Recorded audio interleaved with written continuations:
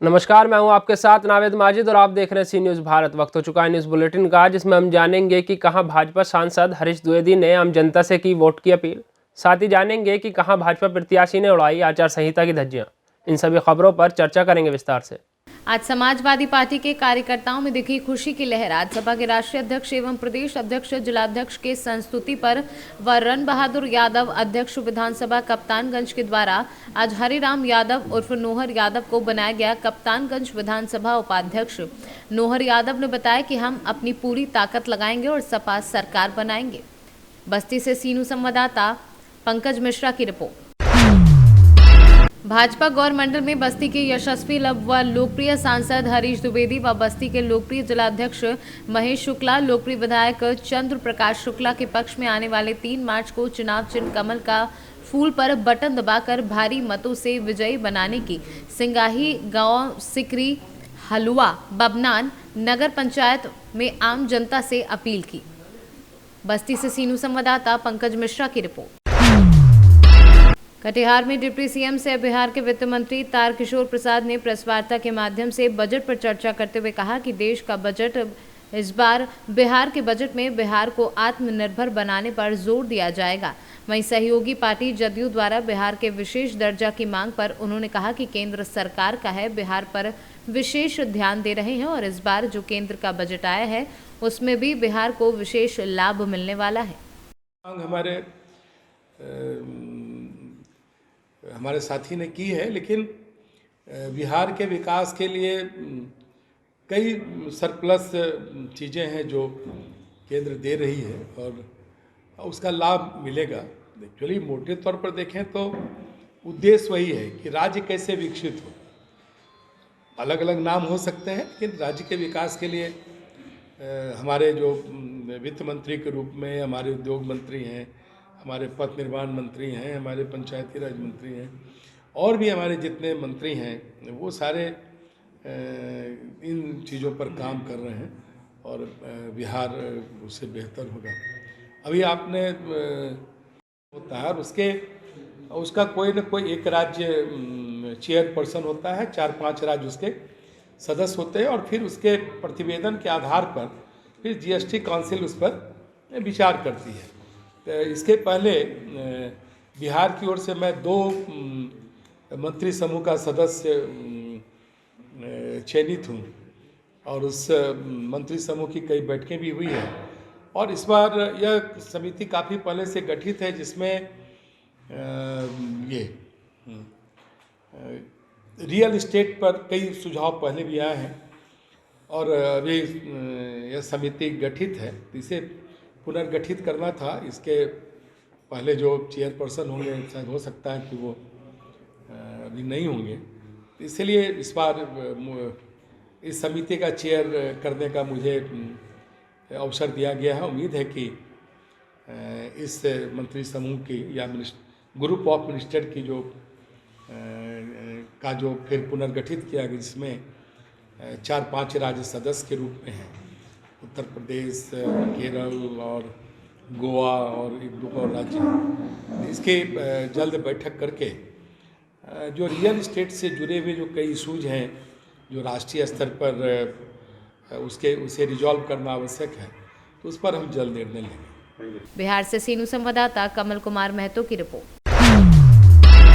बड़ी खबर हमीरपुर जनपद से है, जहां आचार संहिता लगते ही चुनाव आयोग के सख्त निर्देश के बाद भी प्रशासन के बेखौफ होकर अपने हजारों समर्थकों के साथ डीजे ढोल नगाड़े बाजों के साथ गांव-गांव जाकर जनसंपर्क करते हुए आदर्श आचार संहिता सहित कोविड गाइडलाइंस की जमकर धज्जियां उड़ाई गई। मामला राठ विधानसभा 229 सीट से भाजपा प्रत्याशी मुनीषा अनुरागी ने क्षेत्र के जराखर गांव पहुंचकर चुनाव आयोग की जमकर धज्जियां उड़ाई, जिससे अपने समर्थकों की भारी संख्या में बारात निकालना और आचार संहिता के उल्लंघन व कोविड महामारी एक्ट के तहत कार्यवाही हो सकती है। हमीरपुर से सीनू संवाददाता राम सिंह राजपूत की रिपोर्ट।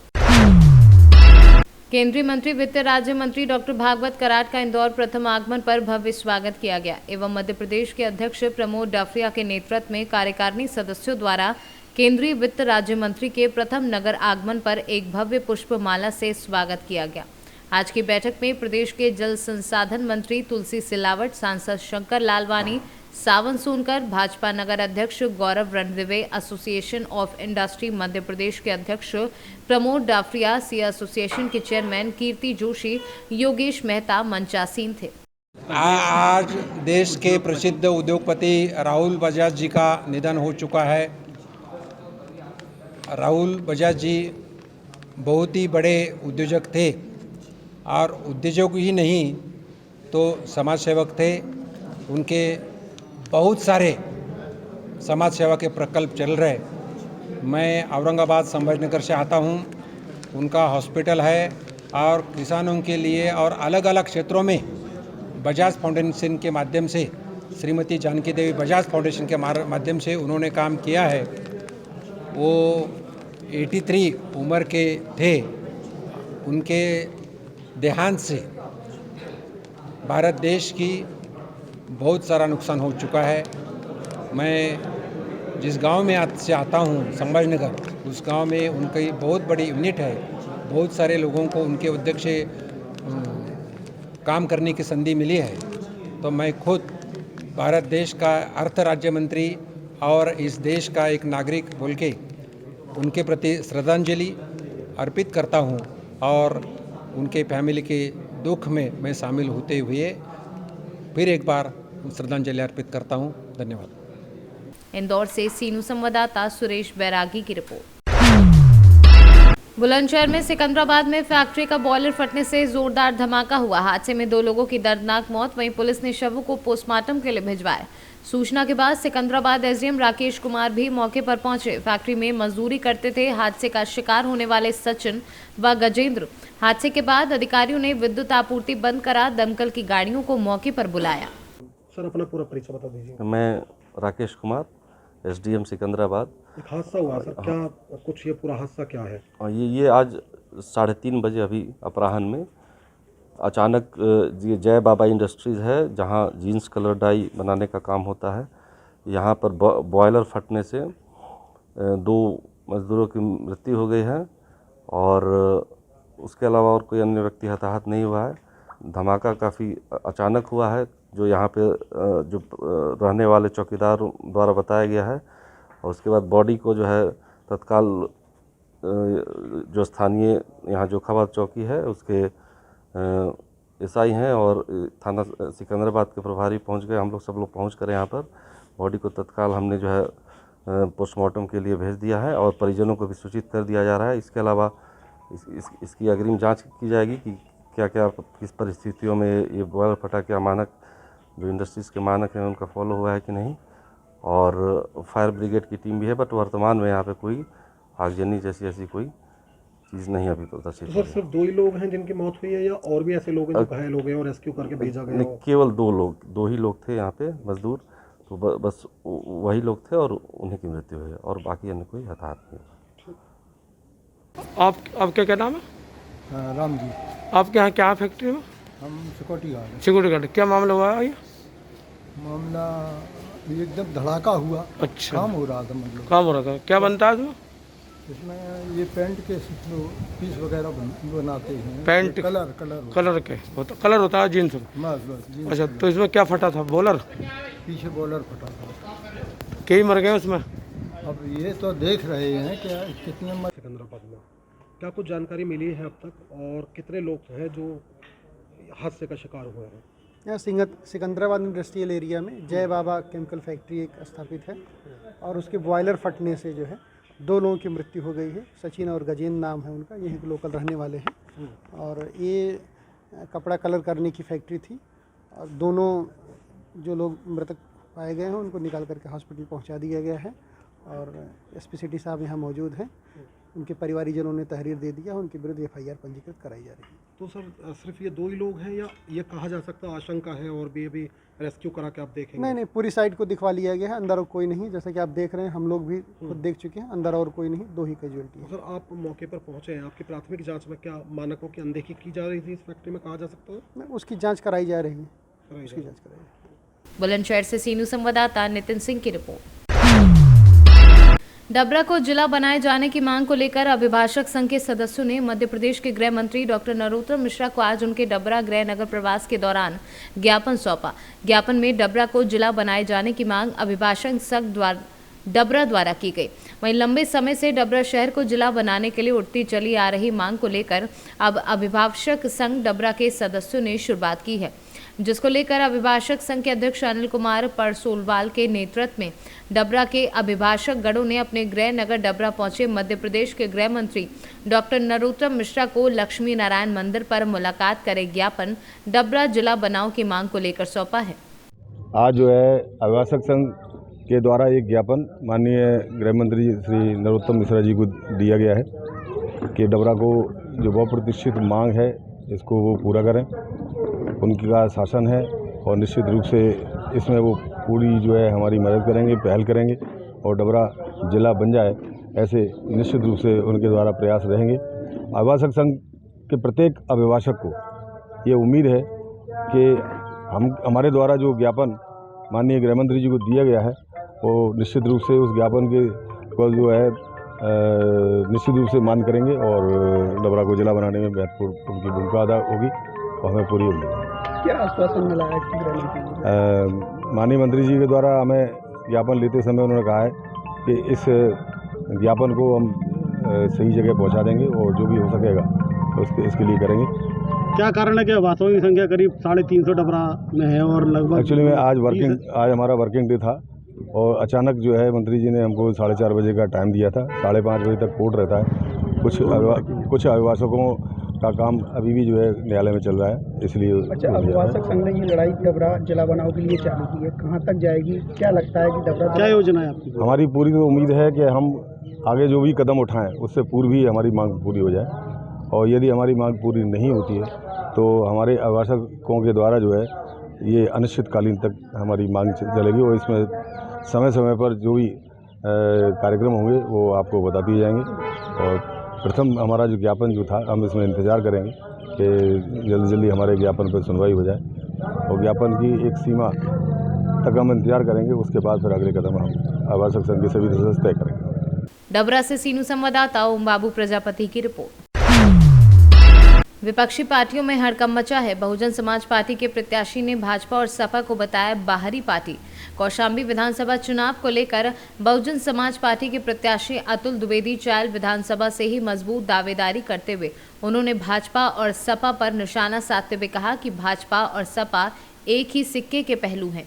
ये दोनों पार्टी गुंडों की पार्टी है। 2022 का विधानसभा चुनाव है और सर यहाँ चायल विधानसभा सीट से सर आप कैंडिडेट हैं सर, तो इस बार सर कैसे सर आप जीत हासिल करेंगे सर?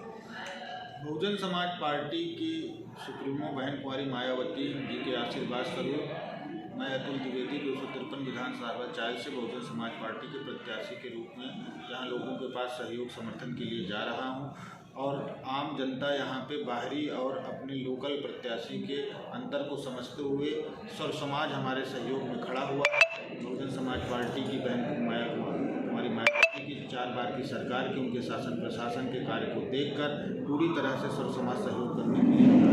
जी सर, अब की बार सर आपकी सरकार बनती है तो सर युवाओं के लिए, किसानों के लिए और क्या करेंगे सर? देखिए, बहन कुंवारी मायावती जी का ने पहले भी कहा है कि चाहे पिछड़े वर्ग हो, बैकलॉग कोटे की भर्तियां हों या जो भी सामान्य नई भर्तियों का सृजन हो, प्राथमिकता के आधार पर करके सरकार बनने के 100 दिन के अंदर यहाँ पे लाखों रोजगार सृजित किए जाएंगे और साथ में किसानों की बेरोजगारी के लिए काम किया जाएगा। चायल विधानसभा में 90% लोग कृषि पे आधारित हैं। किसानी को एक लागत का के अनुरूप लाभ का व्यापार बनाया जाएगा। कृषि आधारित उद्योगों की स्थापना होगी। सिंचाई लागत कम करने के लिए नदियों से माइनर निकाले जाएंगे। एक क्लस्टर वाइज जोन बनाए जाएंगे जिससे कि हर जोन में जिस कृषि उत्पाद की उत्पादन होगी उस जोन में उस कृषि आधारित उद्योगों की स्थापना होगी जिसमें युवाओं को रोजगार सृजित होगा, किसानों को अपनी फसल का उचित मूल्य मिलेगा। सर, जैसा कि अब 1991 से लेकर के सर कौशाम्बी जनपद में सर बसपा का ही परचम था, तो सर क्या इस बार भी तीनों सीट सर बसपा सर जीतेगी सर? जनपद कौशाम्बी में बसपा सदैव जिला जीत रही है और इस बार भी जिला जीत होने जा रही है। 10 मार्च की बहन कुंवारी मायावती की 5वीं बार इस प्रदेश के मुख्यमंत्री बनने जा रहे हैं। बहुत बहुत धन्यवाद सर जो है आपसे। कौशाम्बी से सीनू संवाददाता कुलदीप सिंह की रिपोर्ट। सागर के मकरोनिया स्थित रॉय हॉस्पिटल में उस वक्त गहमा गहमी का माहौल बन गया जब एक प्रसूति महिला के परिजनों ने डॉक्टर द्वारा किए गए ऑपरेशन पर आपत्ति जताते हुए विरोध दर्ज कराया। इस पूरे घटनाक्रम के दौरान अस्पताल परिसर में काफी भीड़ जमा हो गई। मामले की जानकारी लगने के बाद मकरोनिया थाना प्रभारी सहित थाना स्टाफ भी मौके पर पहुंच गया और स्थिति को देखते हुए अस्पताल परिसर में ही मौजूद रहा। हुआ है क्या घटनाक्रम है, क्या जानकारी? एक्चुअली हमारी बहू की डिलीवरी हुई थी इंदौर में, तो वहाँ पर बेटी हुई और घर पे आ गए। कल ही आए तो उनको ब्लीडिंग सुबह से 9:30 बजे सुबह ब्लीडिंग होने लगी, काफ़ी ज़्यादा ब्लीडिंग हुई और हम लोगों ने तो फिर अस्पताल राय हॉस्पिटल में लेकर आए। राय हॉस्पिटल में उन्होंने देखा, उन्होंने कहा कि हो सकता है बच्चादानी निकालना पड़े अगर ब्लीडिंग नहीं रुकेगी तो ब्लीडिंग भी हम लोगों ने ब्लड भी व्यवस्था करी। 3 यूनिट चढ़ भी चुकी थी, 8.5 यूनिट हो चुकी थी, मतलब शरीर में जाँच में निकली। 8.5 यूनिट निकलने के बाद जब हम लोगों ने हमने कहा ठीक है साइन वगैरह तो ये करवा ही लेते हैं, पहले साइन करवा लिए तो हम लोग ठीक है आप जैसी कंडीशन हो तो बताना। हमारा भतीजा भी डॉक्टर है, हम लोगों ने कहा कि ठीक है, उनसे पूछा तो करने लगे नहीं अभी ऑपरेशन बच्चादानी अभी नहीं निकलवाना है। और तो हम लोग उनकी बंटी जो करके यहाँ पर देखता है उससे कहा कि यार मालूम हो रिपोर्ट दो, हमें रिपोर्ट अपने डॉक्टरों से सलाह करके हम आपको बता रहे हैं कि ऑपरेशन करना नहीं करना। तो उन्होंने रिपोर्ट दिया 3 बजे रिपोर्ट दिया। हमने अपने डॉक्टरों को भेजा तो उन्होंने डॉक्टर ने बताया कि नहीं अभी रुक जाओ, अभी ऑपरेशन नहीं करवाना क्योंकि ब्लीडिंग नहीं हो रही है और 8.5 यूनिट आ गई है, अभी मतलब एकदम नहीं करना। अब हम लोगों ने मालूम जहाँ डॉक्टरों से पूछी तो हमने एक डॉक्टर से निधि मिश्रा से पूछा। निधि मिश्रा ने बोला कि वो तो ऑपरेशन हो गया। हम शॉर्ट में आ गए, हमने कहा हम लोग बाहर बैठे हैं और अचानक मतलब है आप कैसे ऑपरेशन हो गया? हमने कहा नहीं मैडम ऑपरेशन नहीं हुआ है। नहीं कहने ऑपरेशन हो गया। फिर उन्होंने जब बताया तो हम गए डॉक्टर राय के पास। हमने कहा कि आप बिना पूछे ऑपरेशन कैसे कर दिया? तो वो खड़े हो गए, गुंडियाई बताने, हाथ ऐसे उठाने लगा। तो वो मतलब कुल मिला के गुंडियाई भी करते हैं। और पैसे की तो बात ठीक है, अपने परिवार के लोग हैं। आज मालूम है पैसे तो हम लोगों ने कहा भाई जितने पैसे चाहिए ले लो, लेकिन मालूम है ऐसे ऑपरेशन एकदम नहीं करना। उन्होंने जब दूसरों से पता चला कि ऑपरेशन कर दिया तो हम लोग भाई गुस्से में हमने कहा कि क्यों किया। फिर हमने खुद मालूम पुलिस को बुलाया। पुलिस ने अभी आश्वासन दिया है कि एक टीम गठित कर दे रहे हैं मेडिकल टीम को। तो उसमें हमारे भतीजे को भी हम चाह रहे हैं कि हमारा भतीजा भी उसमें शामिल हो जाए उस टीम में, जिससे जो क्लियर हो जाए कि हाँ वो लायक ऑपरेशन लायक थी कि नहीं। और बच्चादानी निकालने के पहले हम लोगों से पूछना था, वो पूछा नहीं उन्होंने। नहीं, ये जो शकुंतला पेशेंट थी तो उसका ब्लीडिंग हो रही थी, उसकी डिलीवरी तो बाहर हुई थी 5 तारीख को। उसके बाद उसको ब्लीडिंग काफ़ी ब्लीडिंग में आई थी। उसको हम लोग PPH कहते हैं, पोस्टमार्टम हेमरेज। और शॉक में थी पेशेंट, तो उसको सारे ट्रीटमेंट करने के बाद नहीं उसका ब्लीडिंग स्टॉप हुआ तो उसका ऑपरेशन करना पड़ा, बच्चेदानी निकालने का। उसको जान बचाने के लिए ये ऑपरेशन करना पड़ा। मैम परिजनों का आरोप है कि उनसे परमिशन नहीं ली। उससे सब उनको बता दिया गया था, उसका दस्तखत लिया गया था, सब कुछ था। अभी पेशेंट की हालत कैसी है? पेशेंट ठीक है, स्टेबल है, उसको ब्लड दिया गया है, ठीक है पेशेंट। मैडम गाड़ी फंसी हुई है आपकी लोगों। सर ये राय हॉस्पिटल में जो डॉक्टरों के साथ बदसलूकी और मारपीट की गई है उसमें किस भाजपा नेताओं पर केस दर्ज किया गया? उपरोक्त प्रकरण में पुलिस में रिपोर्ट दर्ज कराई गई थी। उक्त रिपोर्ट के आधार पर 6 नामजद व्यक्तियों और अन्य के विरुद्ध 147, 148, 323, 294, 506, 34 मध्य प्रदेश चिकित्सा एवं चिकित्सा सेवा से संबद्ध व्यक्तियों की सुरक्षा अधिनियम 2008 के अंतर्गत प्रथम सूचना पंजीबद्ध की गई है, विवेचना की जा रही है। सर किस बात को लेकर मारपीट की गई है? यह सामने आया है कि कोई व्यक्ति राय अस्पताल में भर्ती था जिसकी चिकित्सा के उपरांत जो है उसकी किसी बातचीत को लेकर इनके बीच विवाद हुआ। यद्यपि ये विवेचना का विषय है, ये विवेचना में ही स्पष्ट हो पाया कि विवाद का क्या विषय था, परंतु प्रथम दृष्टया इसमें अपराध पाए जाने पर थाने में अपराध पंजीयन किया गया है, विवेचना की जा रही है। पुलिस विभिन्न CCTV फुटेज जो उपलब्ध हैं उनको भी देखेगी और उसमें अग्रिम कार्रवाई, वैधानिक कार्रवाई की जाएगी। सागर से सीनू संवाददाता चंद्रेश की रिपोर्ट। बलदेवगढ़ तहसील की ग्राम पंचायत लड़वारी गौशाला में गौवंशों का हाल बेहाल है। कारण न भूसा है न पीने के लिए पानी। तो साहब किस प्रकार है वह वीडियो में कैद है। खाने को सिर्फ क्या है वह भी वीडियो में कैद है। शायद अब इसका जिम्मेदार कौन है, या फिर वरिष्ठ अधिकारी या फिर पंचायत। अगर पंचायत की लापरवाही चल रही है ये समूह संचालक की, तो इन पर कब कार्यवाही होगी, कब तक इन लोगों को बचाया जाएगा। गायों की मौत, 3 दिन के अंदर 10 गायों की मौत हुई। वहीं मध्य प्रदेश सरकार कितनी भी योजना बना ले और कितने भी दावे कर ले, गौशाला के नाम पर कितने भी पैसे खर्च कर ले, लेकिन सब कागजों में ही दफन हो जाता है। टीकमगढ़ से सी न्यूज़ संवाददाता राम सिंह यादव की रिपोर्ट। फिलहाल के लिए सी न्यूज़ बुलेटिन में इतना ही। देश और दुनिया की तमाम खबरों के लिए देखते रहिए सी न्यूज़ भारत।